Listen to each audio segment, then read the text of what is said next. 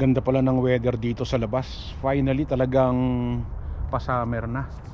Tapos ang ganda pa ng weather. Wow. Nakita ko na rin ang buo yung puno na to. Kasi madalas may snow. At ngayon tingin ko balik na naman siya sa pagiging green niya soon. Sunduin ko lang si Angelo. Dapat maya maya pa yung sundo ko sa kanya, pero nag-message siya sa akin na sunduin ko na raw dahil palalabasin ng maaga or kakat yung hours nila. Kasi ganun eh, minsan talaga may mga ganung pagkakataon na kapag hindi busy talagang papauwiin ka na maaga, lalo na pagka yung pinagtatrabahuhan mo maliit lang na business, coffee shop o restaurant. Pagka hindi busy, ganun talaga mangyayari. Naalala ko nung nandun pa ako sa Banff at nagtatrabaho ako sa Tony Romas, minsan pinapauwi rin ako ni Tito Mango pagka hindi busy. At masama nga loob ko nun, hindi ko alam na ganun pala talaga. Si Tito Mango kasi kasamahan ko na siya nung nandun pa siya sa nandun pa siya sa Banff. Siya yung manager ko, ako naman supervisor ako sa prep. At magkasama nga kami sa Tony Romas na nagtatrabaho noong mga panahon na yon, back in 2008.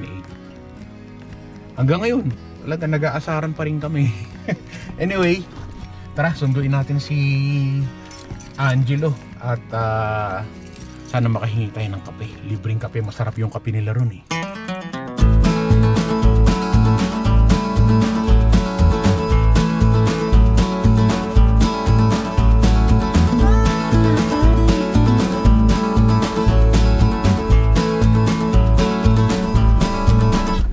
Malapit lang naman tong trabaho ni Angelo sa bahay. Pero dito kasi sa Calgary, malayo o malapit ka within 1.5 hour o 2 hours, pareho lang yung yung pamasahe, mapalayo o mapamalapit. $4 na ngayon ang pamasahe. So, 'di ba? Sayang din. Kaya sunduin ko na lang siya, although mahal din ang gasolina. Pero may lakad kasi kami ngayon, kaya sinundo ko na rin siya. At bonding time nga namin mag-ama ngayon dahil day off ko. Saka yun nga, malapit na yung birthday ko. Paulit-ulit, di ba? Baka kasi gusto nyo magpadala ng gifts. Joke lang. Siyempre, kahit na papaano magpasalamat kami ng anak ko sa mga biyaya na natatanggap namin sa araw-araw. Kaya ngayong araw enjoy naman namin ng anak ko yung araw. So ayan na si Angelo, lumabas na sa trabaho niya mga ka-Berks. Hello sir. Hello. Good. Thank you sa kape. Good afternoon po. Good afternoon. Uwi muna tayo o diretso na tayo sa pamamasyal natin mag-ama? Di pasyal na tayo. Sure ka? Oh. Galing pa ng trabaho yan ha. Basta usapang pasyal, hindi yan pagod eh. Ayos? Ayos. So tara, pasyal muna kami ng anak ko. Hanggang alas 6 lang yung mall kasi Sunday ngayon. So mga kaibigan, puti di kayo nasisilaw sa aking punpunan. Pero Oy, tanggalin mo yung cap mo dyan. Tanggalin mo yung sombrero mo. Ayan, kanino ka nagbana? Sa'yo. Ganun pa rin yun. Asa ka pa na mababuhok mo? Ngayon magagala kami, sayang yung araw. Ganda-ganda ng araw ngayon. Pakita mo nga anak yung araw sa labas. Wow!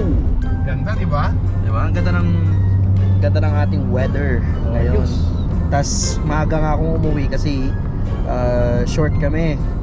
Walang tao, lahat ng tao nasa galaan kasi Sunday ngayon. Correct. Wala silang time para mag-coffee, you know. Pero ganun talaga, that happens kapag kulang talaga yung hours, kakat ka. Lalo na pag slow. Wala naman tao sa coffee shop bakit mag-i-stay pa sila na matagal? Ang dami pang staff niyan. Ganun talaga. But they can operate without. Ayos naman, tinulungan ko naman sila. Sa'yo, saan tayo pupunta?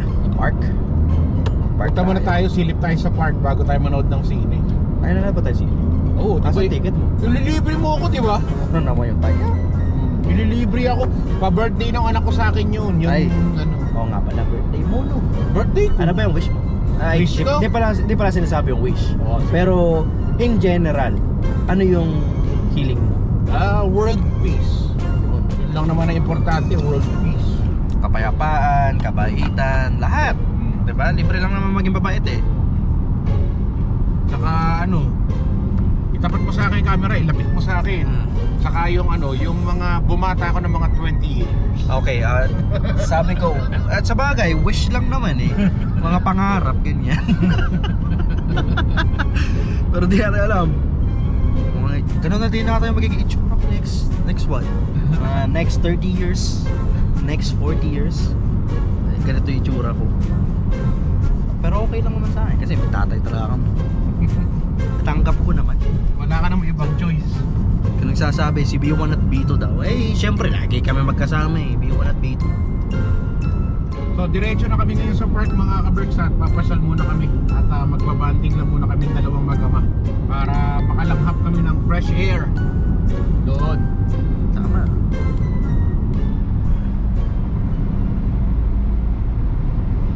So andito na kami sa park at si Angelo kumakain ng ano yan, nak? Banana bread. Banana bread. Ito yung isa sa mga tinda nila sa coffee shop. Bestseller yan. Bestseller to. Masarap. Magkano isang ganito? $5. $5 yung isang ganito? Grabe, ginto. Locally made yan, uy. Saka in-house yan. Oh? Kami nagbe-bake yan. Oh? Okay. Magkano yung ganitong coffee? Ayan, $3 yan. $3. $3 discounted pa yon, no? Hindi, libre lang sa akin yan eh. Nalibre ng coffee anak ko. Madiskarte ni rin yung anak ko, yung manang-mana na sa papa niya na mahilig sa libre. Mahilig sa libre pero hindi ko report. So, andito tayo ngayon sa park. Ang daming tao eh. Galing kami doon sa ibang area dito sa park. Pero ang daming mga nagpipiknik, kumakain at kung ano-ano pa. So sabi ko dito na kami sa dulo para makapaglakad-lakad naman kami bago kami manood ng sine mamaya. Kaya dito lang muna tayo. Lock lang natin yung sasakyan saglit. Ayos. Parang ako na lang dito. Ha? Parang, ay, ba't ang dumi na nito? Ay, pareho kaming marumi na. Ano na? Ganda ba ng sapatos ko? Anong size yan? Ayos ba? Anong size ba yan? Ganda. Anong size yan? Kuha mo nga ako ng video para makita ng mga followers natin. Oh. Ha? Ha? Ganda, no? Ha? Sale lang yan. Nabili ko lang yan ng 50. 50 lang yan nung nagpunta ako ng Cross Iron Mills. Kasama ko sila Tito Mango, Tito Epi. Anong size niya? 10 and a half. 10 and a half yung pa ako mga ka-Berks. So. Kumakasya sa akin yung 10 and a half. Ha? Kumakasya sa akin. Kasya ba sa'yo? Oo, 10 lang yung pa mo, talagang kakasya. So tara, pasyal tayo dito sa labas. Lakas ng hangin. Yung mga lake nila rito may ice pa, no? Talaga, maski matanda, nagbabike, naglalakad.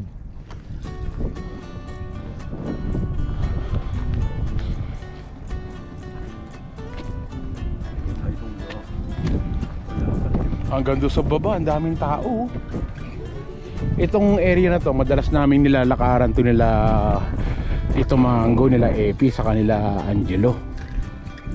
Kasi isa to sa mga magagandang location dito na kung gusto mong mag-exercise, maglakad-lakad. Sobrang laki kasi nitong park na to dito sa North Glenmore Park. Saka pagdating na ng summer, marami na mga berries dyan, mga blueberries, raspberry na available na, nak. Punta tayo dito sa may dulo.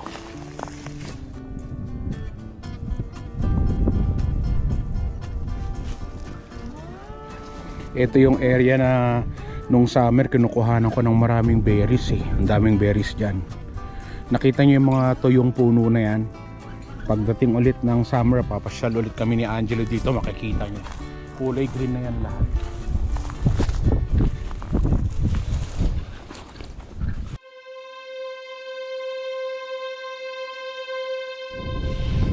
Lakas ng hangin. Sobrang lamig pala. Tara na anak, balik na tayo. Maglakad-lakad na lang tayo sa loob ng mall. Kasi lamig eh. Mag-Jollibee muna tayo. Gutom ako eh. Ha?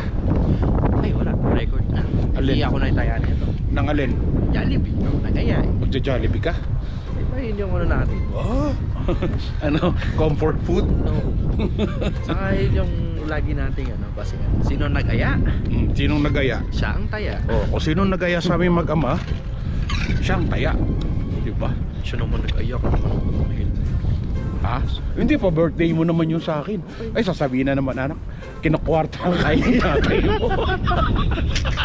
Kinakwartahan ka ng tatay mo. Sasabihin na naman ng mga basher natin dyan. Banding natin yun. Oo. Wala kayo, hindi nyo kaya yon. Ako lang nakagawa nun sa anak ko. Hindi nyo kaya yun sa anak nyo. Ayos, tama. Kaberks, ang ending namin mag-ama, uwi na kami, sobrang lakas ng hangin. Sabi namin kanina paglabas ng sasakyan, bakit ang dami mga naka-jacket na makapal? Eh hindi naman malamig.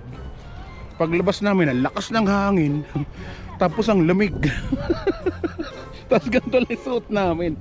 Ganito lang. Alam nyo ba, kahit ganitong suot mo, talagang tatalaban pa rin ng ng lamig. Eh yung area na hindi nasisikatan ng araw, may snow pa. So ang gawin natin ngayon is pasok na lang tayo sa mall or enjoy na lang natin sa loob ng Jollibee, no nak? Yes. Lilibre mo akong Jollibee. Sure ka? Dito na tayo eh. Oh, tara, Magagawa ko. Jollibee daw tayo. Anak ka talaga ng tipaklong eh. Oh, bakit? Akala ko ba mag-Jollibee tayo? Mahal? Mahal daw sa Jollibee kaya kinancel na niya. Nagano na tayo? Window shopping na lang tayo. Window shopping na lang daw kami na dito. lang, mag-window shopping. Anak ka na talaga ng tipaklong mo. Kala ko pa naman makakatik na ako ng fried chicken. So bagsak namin Value Village. Titingin kami ng mga used na damit dito. Tingin-tingin lang naman. Pag may nagustuhan, edi bibili. Pagka wala, edi wala, di ba? Ayun yung banding namin eh. Mag-amang chipipay. So dito tayo ngayon sa Value Village. Oh, excuse me. Yes, hello? My mom has a bakery over there. Are you Filipino by chance? Yes, I'm a Filipino. My mom has pandesal, coconut bun. We even have Dubai chocolate cake there. Oh, Chocolate cake. it's a new bakery? Yes. Oh, where are you from? Oh, I'm from here, but my mom and my dad's like from the Philippines. From the Philippines. Yeah. Where about? You don't know? No. Oh, okay. So, what is this? Bake house? Yes. Bake house. So this is new here in McLeod Trail, right? Yep. Okay. So what's in there? The pandesal, Okay. coconut bun, Okay. and that's all. A lot of Yeah, Filipino Filipino. breads and everything, eh? Oh, okay. So maybe we can drop by later. We're just going to go inside for a while, and then maybe we can just around the corner, right? Okay, so we can drop by there later. Okay, thank you, my friend. Yep, no problem. Okay, so you can contact them. This is the phone number. What's your name, bro? Nice meeting you, man. So pasok na tayo dito. So lumabas na kami ng Value Village. Ang mamahal ng mga damit. Nakita ni parang presyo ng brand new kasi bumili si Angelo sa Winners $20. Oh. Tapos yung presyo dito sa sa Value Village $20 din. Eh dito na lang siya bumili sa Winners, brand new pa. 'Di ba? So ganun na lang. So namasyal kami dito doon sa sinabi ni Totoy na bake house, yung Filipino bakery dito na bagong bukas. Malapit lang dito sa building na to. Actually yung trabaho ko andun lang sa kabilang side. Ayun, doon lang sa kabilang side. At papasyalan lang natin, tignan lang natin kung anong yung mga binebenta nilang mga tinapay dito. Sakto, nagugutom mo. Nagugutom si Angelo. Kaya siguro tayo hindi nagpunta ng Diba? Jollibee dahil merong ibang reason, no? May sign talaga. Oo, na dito tayo. Try natin yung pagkain nila rito, no? O yung tinapay nila rito. Meron silang malunggay pandesal nga naman. Malunggay pandesal. Hello po. Maganda araw po. Tignan mo, maski na yung mga ibang lahi nagpupunta rito para bumili ng tinapay nila. Panalo. So, huwag nyo kalimutan na suportahan yung mga local businesses dito sa Calgary, lalo na yung mga Filipino businesses. At ito nga, bagong bukas dito. Sir, saan kayo sa Pilipinas nga? Sa Batangas. Batangas, mga taga Batangas Ay, pala. Bataan ako, taga-Pilar ako. Oh, O, di ba? taga Bataan. Ako taga Bataan, tapos tatay ko taga Nasugbo, Tanawan. Oh. Tama-tama. Diba? Ay, okay lang po, okay na po. Business niyo po yan, okay lang po. No problem po. Okay lang po. Okay lang po, ma'am. Hindi na po. Oh, sige po. Maraming salamat po. Salamat po. Ano po ulit yung number niyo, ma'am? 403-612-9607. Dito lang kami sa 9737 McLeod Trail. Ayun mga ka-Berks, alam nyo na ha. Kung kayo yung mga nandito lang, within the area lang naman kayo, wag na kayong lumayo pa. Dito na lang tayo at hanap tayo ng mga masasarap na tinapay nila. Na-try ko yung tinapay nila. Ang lambot. Sarap ng tinapay nyo, ma'am. Bagong luto. Panalo. Sir, maraming salamat po. Thank you. Bye-bye. Thank you. Thank you po, ma'am. Sir, thank you po. Thank you po. Uploadin ko mamaya yan ha. Di ko pa, edit ko pa po to. Ayos din yung tinapay nila, no? Nakalambot, no? Ano? Mainit-init pa eh. Oo nga. Limited lang yung mga niluluto nila kasi bago pa lang sila. Pero mainit talaga yung mga tinapay. Alam mo yung fresh No. talaga, fresh from the oven. Correct. Ayos. So, saan naman tayo? Diretso na tayo sa mall? Diretso. Ikot-ikot tayo doon. Kasi malamig eh. So, tara. Diretso na tayo doon. So, nandito na tayo sa Cineplex. Cineplex sa tayo manonood na ng sine. At maraming salamat nga pala doon sa aming libreng tinapay. At kaya pala hindi kami nakapag Jollibee, meron kaming libreng tinapay na matatanggap. May reason pala. Oo, may reason pala kung bakit hindi kami kailangan gumastos. Magamang kuripot talaga. May ano naman, may reason naman kung bakit. Oo nga, oo. Siyempre, ipopromote natin yung pagkain nila kasi mukhang masarap at saka malambot yung mga tinapay Hindi nila. lang mukha kasi napakasarap. Oo, correct. Natikman nga pala natin. Natikman natin. So, dito na tayo. Pasok na tayo dito. At ang mall magsasarado dito sa Canada ng 6 o'clock ng hapon. Pero yung sinihan hanggang mamaya pa siya, hating gabi pa, no, nak? So, tambay na muna tayo dito habang mag-aantay tayo ng palabas sa sine. Thank you. Hindi pa tayo gagana. Oh, gala muna tayo. Saan panoorin ko? Ano yan? Mga bago. Ayan. Ready or not? Hindi yan. Ano ba yung sinasabi ko sa'yo na coming soon? So medyo napaaga kami ng pasok dito sa sinihan. So far kami pa lang dalawa ni Angelo yung nandito. Nirentahan namin tong buong sinihan ng Hail Mary. Magkano nagastos ko dito ba? Kano pinili ko lahat ng upuan na yun? Lahat yan, no? Anong tawag dyan? Pinaano mo? May tawag sila dyan eh. Hindi yung parang kukuhanin mo yung lahat ng yan. Premiere? Hindi may tawag sila dyan eh. Ginagawa yung sa pelikula ni Vice Ganda nila, ano? Private screening, black screening. Black, ayun, oh, black screening, di ba? Papa-black screening yung anak ko dito. Hindi mo ba alam ako yung isa sa mga kumuha dito? Oh? May pangalan ako dyan. Weh. Napin mo na lang. Sana. Walang tao, kami lang dalawa.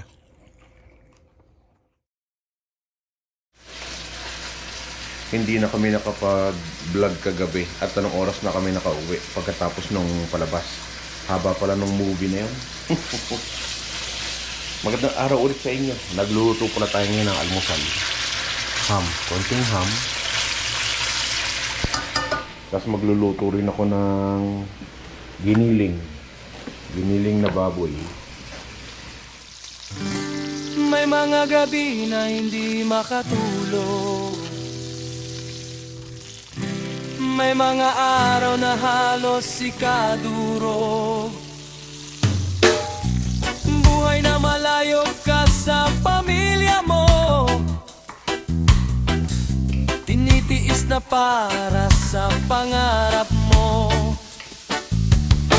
Buhay sa ibang bansa hindi madali.